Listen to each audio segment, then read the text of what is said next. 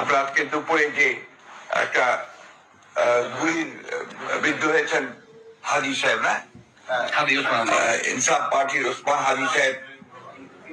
ইনকিলাব party, দুঃখিত, ইনকিলাব party যে মঞ্চ, ইনকিলাব পার্টির মঞ্চের সম্ভাব্য প্রার্থী, তিনি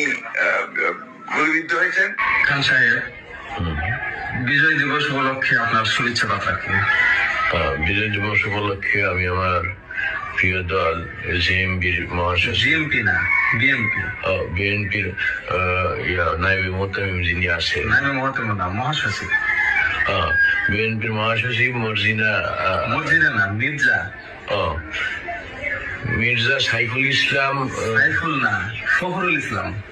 মির্জা ফখরুল আলমগীর, ফখরুল ইসলাম, মির্জা ফখরুল ইসলাম